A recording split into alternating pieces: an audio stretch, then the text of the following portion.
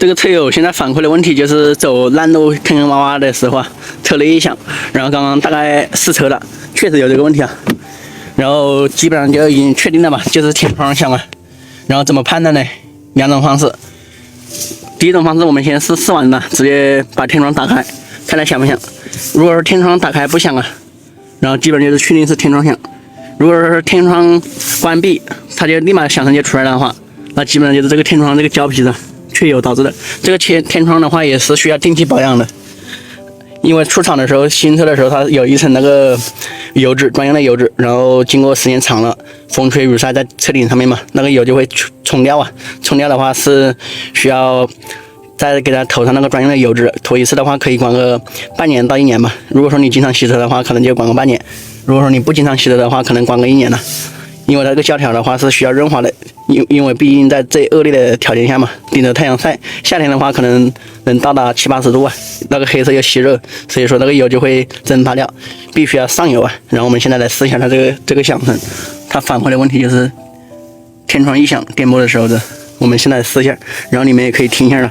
如果说你们车子也有出现这种问题，也是可以按照我的这个处理方式处理啊，其实打点那个专用油就行了。我们现在来试一下。大概就是这个方位，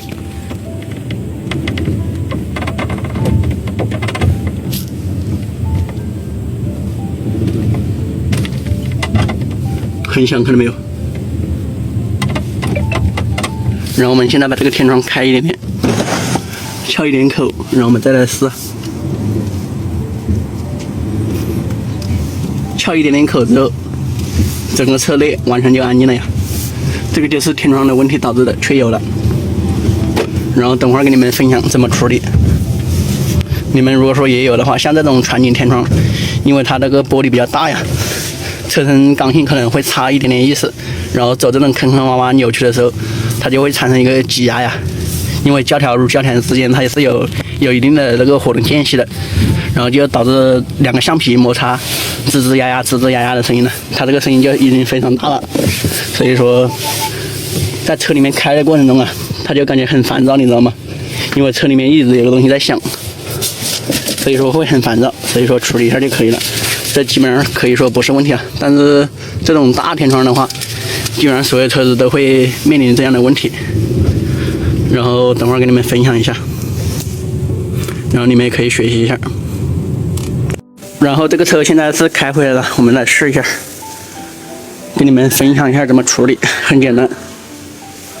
就是在这个胶条的一周啊，它这个胶条看到没有，明显就有磨成的一个痕迹啊，就是这个东西和这个东西在磨啊。然后我们现在需要上的油就是这个专用的油啊，这个油的话很贵，你们如果说没有的话可以去4S店搞，保内的话都是免费的，就这一点点油，这么小一支，这个油的560块钱一瓶呢，一瓶的话可以用17台车，就是把这个全部给它磨一层，但是磨之前一定要先把它清洗干净了，它这个很脏，看到没有，完全干了。对比新车的话，新车就是湿滑的，就是因为它这个时间长了已经消耗完了，看到没有？所以说必须要打这个专用的油。这个油的话，你们也不用自己买，要搞的话可以去4S店搞一下就行了，都是免费的。先给它擦干净，擦干净就直接投就行了。然后这个基本上擦干净了，看到没？特别这几个角这里一定要给它擦干净，你不擦干净的话，它油投上去效果会减倍啊。所以擦干净之后就会好很多啊。好，现在这边可以上油了，把水给它搞干。这个油就是这种糊状的，把它涂抹均匀就行了。这个是氟化油啊，这个油对胶条的话是没有损伤的。你们搞别的油可能会对胶条有一定的损伤啊。就按照我这个方式，把这个边边角角全部给它涂抹一层，就这样搞这就可以了的。等会儿搞完再试一下。然后这个油已经涂好了，我们来看一下了。涂好后的一个效果就是很有光泽，看到没有？这旁边就很有光泽，跟新车是一样的。全部涂了，这一圈全部都涂了。然后我们现在试车，现在是在路试，同样的路段，这现在一点声音都没有了。现在天窗也是关闭状态，刚开始一关闭立马响，一开立马就不响，看到没有？油到病除啊！现在这么颠簸都没有响声。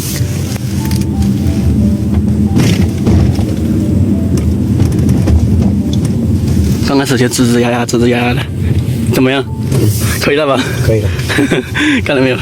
所以说这个东西并不是问题啊，它就是缺少一个保养，知道吗？天窗保养，这个胶条它也是需要养护的，你不养护的话，它就可能会造成各种各样的异响啊。如果说你们车子也有这种吱吱呀呀的响，你不知道从哪里发出来的话，你可以尝试把天窗打开，天窗打开不响的话，那基本上就是天窗问题了。保养一下，上点油就可以了，这个问题就搞定了。你们如果说有什么不懂的话，也可以在后台私信的，搞定了。